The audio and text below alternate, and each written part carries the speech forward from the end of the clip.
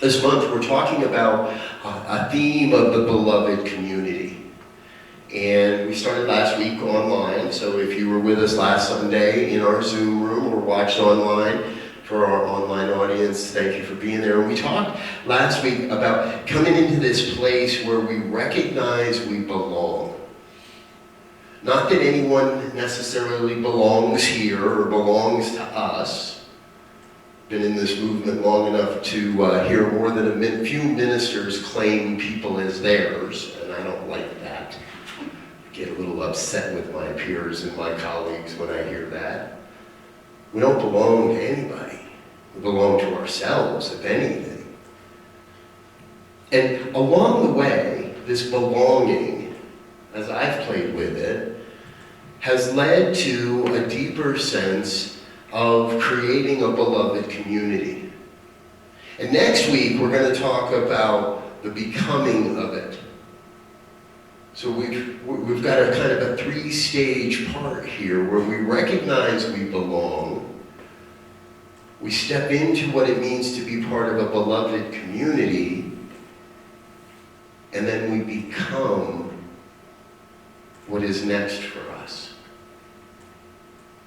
This community has been engaged over the past few months in a process of visioning and envisioning what's happening for our community and where we're going and what's going to come next and all the fun stuff. And I can tell you, there's so many great ideas and so many things bubbling up to the surface that we could do, and maybe we will do. However, we're going to give this a little time to let Spirit tell us what to do. One of the first things I learned when I stepped into a religious science church over 20 years ago now was that if we focus on the what, Spirit, God, whatever name we want to call it by, will take care of the how. We don't have to know how. We just got to get an idea of the what, where we're going, how we're going to show up, how we're going to serve in this world. Now, as a community, we've been talking a little bit, and the board's talking a little bit, and there's some ideas floating around, and we know a few things for sure. We want to be part of what comes next in Boulder Valley, in the Lafayette area, in this region. It's going to take some work. It's going to take some effort on our part. And what I'm here to promise you today is it's not going to be easy, but it doesn't have to be hard. Really? Wait a minute. It doesn't have to be easy, or it's not going to be easy, but it doesn't have to be hard. We get to, as we go along, figure out, well, what would make this joyful for me? Over the coming months, there's going to be opportunities to get out in the community and to do some things where we don't have to dress up on a Sunday afternoon. We can get a little more casual about it all. As those things happen, well, not everybody has to do everything, and not everybody has to be at everything. But we keep taking another step forward. We keep showing up for that which it is that we desire. We keep showing up so that we are building community. Now, the term beloved community goes back to Reverend Dr. Martin Luther King Jr. He's pretty much credited with solidifying the concepts of what a beloved community is. And along the way, Howard Thurman had a whole bunch of influence and input into this idea as well. And as the idea, the concept, if you will, a vision of a beloved community finds its way into the New Thought environment, we get to meet a guy named Jim Lockhart, Reverend Jim Lockhart. Good friend of mine, actually. Been following his writings and his teachings for a while within the New Thought movement, and how he brings forward an idea of how we put the pieces together to actually create a community, and this is a global community, where no one has any need to concern themselves with things like home, shelter, having a roof over their head, where nobody's living under the bridges, where nobody's concerned with hunger or how they're going to get the next meal. A little over a year ago, my beloved and I had an opportunity to travel over to Africa as part of a community of religious scientists, of New Thoughters. And we were there to celebrate a conference and to help share the New Thought message with people in Kenya, and we got to travel a little, and we got to do a little bit of I don't want to call it missionary work, because we weren't there as missionaries. But we did get to see some of those places where I would never lay my head, and I would never want to see another human being have to lay their head. And yet, these kids are living in a level of poverty I don't think anyone in this room has ever experienced. Open sewers, all of it. But here's the thing. The people running the school were teaching the science of mind. They were teaching New Thought, along with all the required curriculum and all the other stuff that they had to do. They were infusing this school in the middle of the slums of Kenya, of Nairobi. And these kids, they were kind of happy. There was joy in what they were doing. They had clean outfits to wear at school. They actually got fed at school. Some of the boys lived on school property, mostly because it wasn't really safe for them to be at home. They had community. They had community because they had love. Because there was love at the center of it all.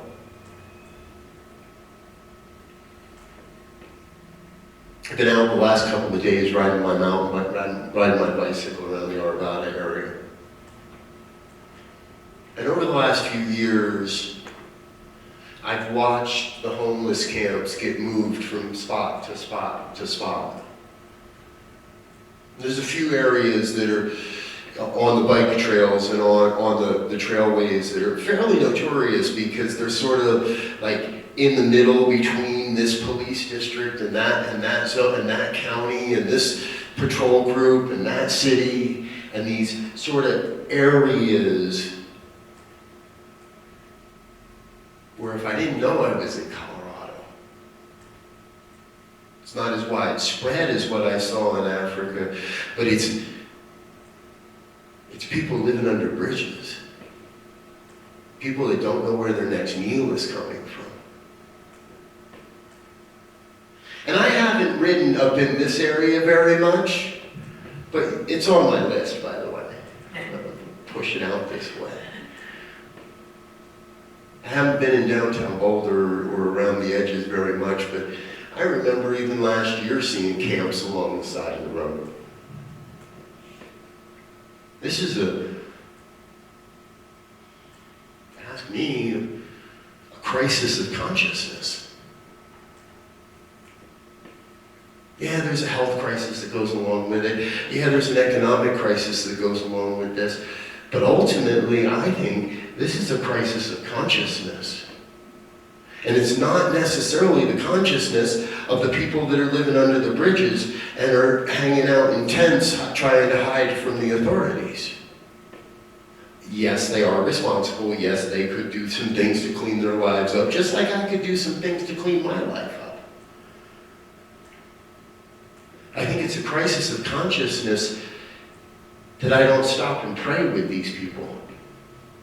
I think it's a crisis of consciousness that I try to get through those areas as quick as I can.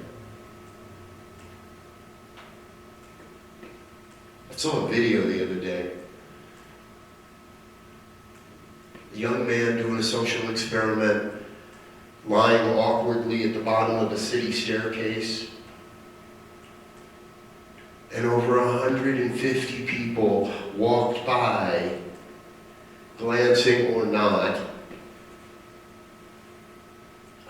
Over 150 people walked by before somebody took the time to kneel down and say, "Are you all right? Do you need something?"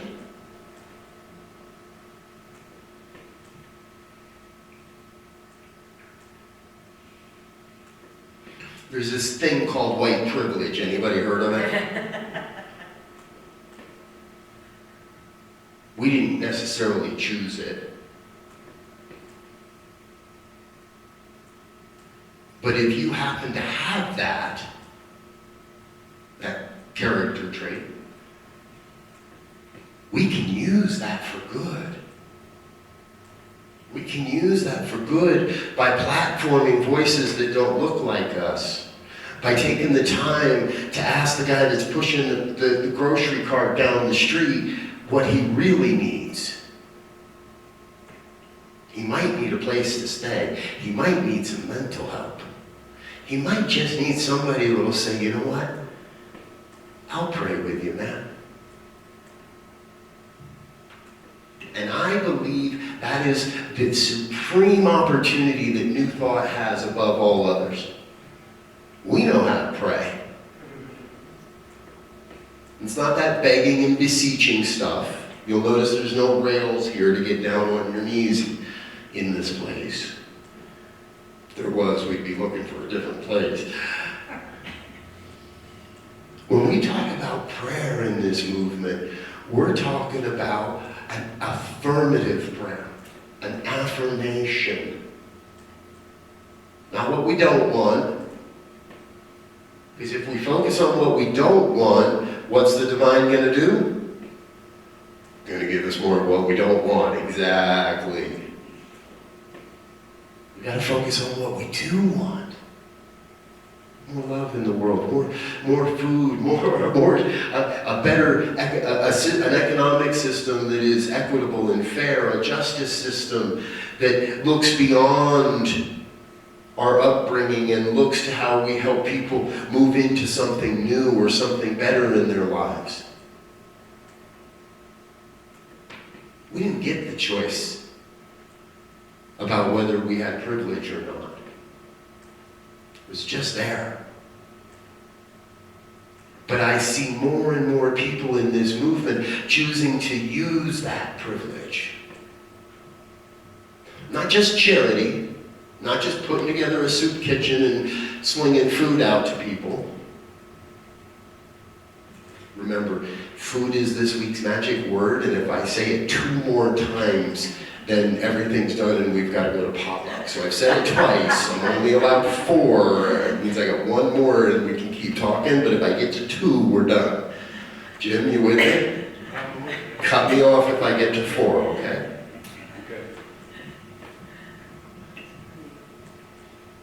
Because sharing a meal is community. I had this vision recently. You know, we come together on Sundays, and the second Sunday of the week, to hang out together, and we have Boulder Valley's best potluck following this. And next week, we're going to get together on Saturday. Next week, we're going to get together on Saturday from 2 o'clock to 5 o'clock, and I know many of you have heard this, but if you haven't, and for those of you online that want to fly in for this, great idea. I'll come pick you up at the airport. And we're going to have food. Okay, there it was. Number 3. If I say it within 5 seconds, it's just repeating the same word. It doesn't count. So we're going to have a meal together, and we're going to connect, but what we're going to do more than anything is we're going to start to look at what is Spirit calling us to do, to be. How is Spirit calling this community to show up? Janice and I were talking before the service today, and in New Thought, I was sharing that how in New Thought, the earliest iterations, Ernest Holmes and Charles Barker and so many other greats in the New Thought movement, the Fillmores and Unity, well, we were born and built around very charismatic speakers and teachers. Great orators and great teachers. And that survived, that sustained this movement. That helped to proliferate this philosophy out into the world in a greater way. But that's not going to get us where we're going next. We've got to be moving in the direction where our communities are mission-centric. Where we understand that we're not all going to look alike and we're not all going to do it the same way, but that we're each going to find that which is ours to do and start to do that.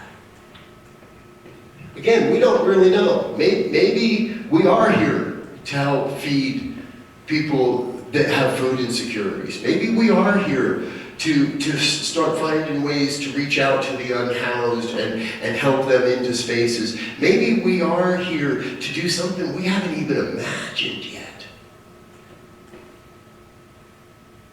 But what I know is we are here. And if we're here, that means we have a purpose.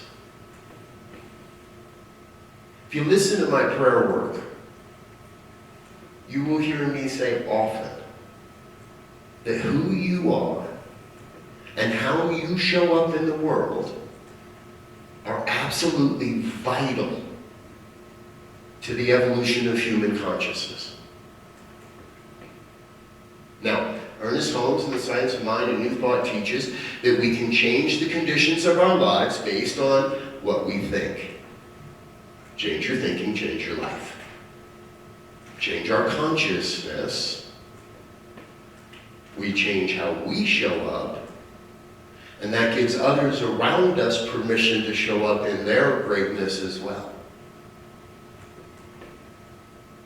It's a crisis of consciousness when I walk by someone that needs prayer, the greatest gift that we have to give, and don't speak the prayer, don't stop for the moment. Now, it doesn't mean that I spend 12 hours a day walking the streets, finding everybody I can possibly pray with to pray with. And maybe sometimes, I really can't just stop right now. But I don't let that person out of my consciousness. I keep the prayer work going. We are all practitioners of this movement. Some have licenses, some have degrees, some of us going and spend a bunch of time studying, so you'll call us minister or doctor or whatever it is. But when it comes right down to it, you are a divine expression of the oneness that we call God. And so who you are and how you show up in this world is absolutely vital to the evolution of human consciousness, so that human consciousness, so that humanity will demonstrate love and peace and abundance and prosperity. That sense of enoughness. Remember, we spoke last week. That sense of separation begins from that ingrained piece that says, I'm not enough, not good enough, don't have enough, blah, blah, blah, blah, blah, blah, blah. We let go of that stuff last week, right? If you didn't catch it, it's on the YouTube. Now, we are being called to step into a vision. A vision where borders are irrelevant. A world, a vision where war is a distant memory. I remember Marianne Williamson saying in an interview that I did with her a couple of years back, what her vision for the future is. She said her vision for that future is when little boys and girls ask their parents, Mommy, did people really kill each other over things like oil and energy? And that mother has to look at her child and say, yes, honey, they did. But that was a very, very long time ago. And we don't do that anymore. I think the time is here for New Thought as a movement, as a collective, as a global ethic to step up and say, we're not going to do that anymore. We're not going to use the languages of war to describe our daily lives. Anybody have anybody tell them to shoot them an email recently? Every time I hear myself say that, I'm like, sorry, erase. I'm taking that one back. And one of the core tenets of creating a beloved community is nonviolence. And we've just wrapped up, in the New Thought movement, we've just wrapped up the season for nonviolence. Now this is something that was started 28 years ago. 28 years ago, the Season for Nonviolence is an idea by a bunch of people, including guys like Roger Teal and Michael Beckwith, Merriman and Morrissey, other names you probably know, Howard Teal. Sorry, not Howard Teal. My point is, as we've just wrapped up the 28th year of this practice, and it's a 64-day practice. It marks the deaths of Martin Luther King and Mahatma Gandhi. It starts on the anniversary of King's assassination, and it runs 64 days through to the anniversary of Mahatma Gandhi's assassination. Leaders in the concept of nonviolence. It's not hard. There's a really good joke here that Thich Nhat Hanh used to tell about a mosquito, but I'm not going to tell it here. If you want to hear the punchline, ask me at the potluck later. We are the vehicles by which the divine is launching, is loosing, is propelling a new wave across this planet of nonviolence. Of stepping into an experience of creating and being and becoming a beloved community. Everybody, well maybe not everybody, but for most of the people in the room, you know that the life visioning process is like my go-to thing. I could geek out on visioning for days and tell you all kinds of stories and this and that and the other thing. But about maybe almost 5 or 6 years ago now, in my visioning practice, I have a question: what is my soul's purpose? Now I imagine most of you have asked that of yourself at some time or another. And if you haven't ever, well then see me at the potluck. And if you have, and you let that question go, maybe it's time to bring it back a little bit. But what popped in one day was love and be loved. I thought, oh, isn't that cool? I can love people, and I can let them love me. Ricky Byers got a great song by that, but I promised I wasn't going to sing with the microphone on again. So, love and be loved. Well, once you write that down 100 times, once that shows up in your vision every time you sit to vision, Spirit's been pushing me to this space in consciousness where I can no longer cast aside the and not look. And what I'm asking you to do is join us in bringing your great calling, your great gift, that thing that makes you incredibly vital to the evolution of human consciousness.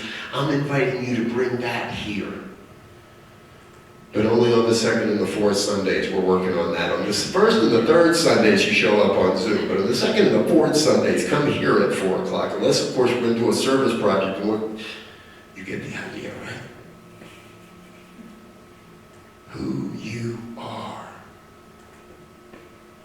is vital to creating a beloved community. And you've heard me say it. If it starts here and I do it here for myself first, then what happens? Well, then I'm capable of doing that in the organizations and the groups and the ways that I show up in the world, in my work, in the supermarket, at the library, volunteering, wherever.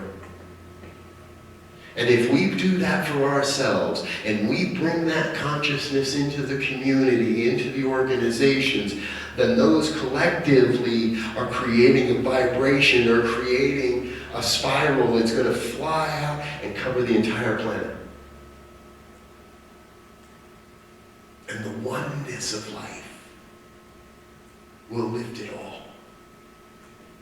We really will come to experience a world that works for all of life. Not just this life or that life, but all of life.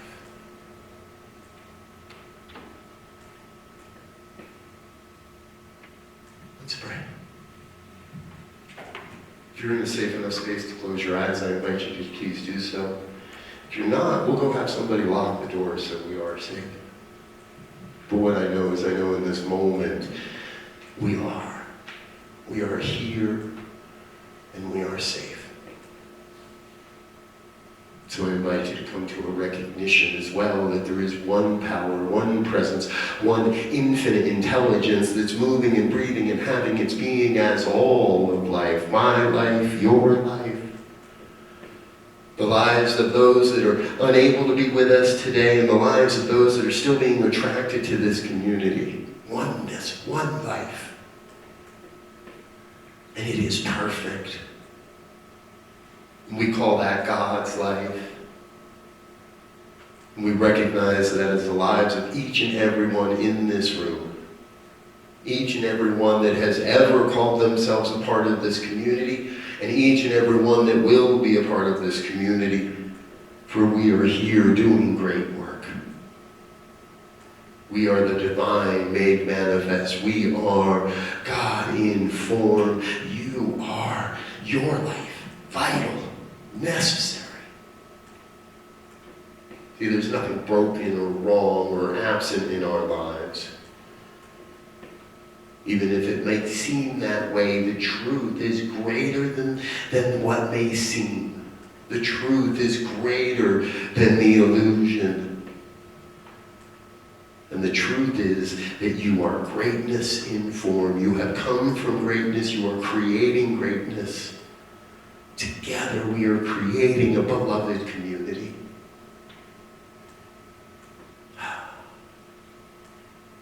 And I see that vision.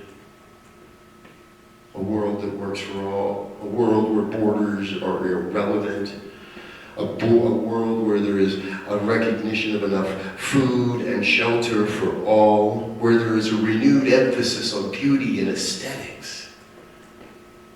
Where we are loved and we are being loved.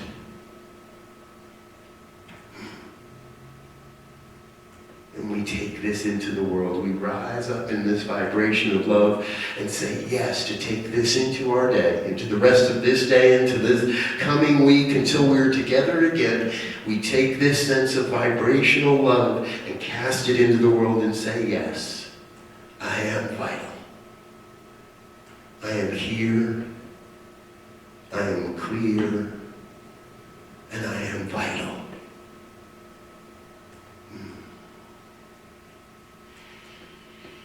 And so by the action of the creative law of the universe, that energetic law that must say yes to our prayer, we release this word. We cast this word, this prayer, into that creative law that is already acting upon it, already bringing forward the people, the resources, the connections, the opportunities, everything necessary to make it so. We release the word into that and let it be. And if any of this has agreed with you, resonated with you in any way, I invite you to join me in an affirmation of the truth by simply saying, and so it is.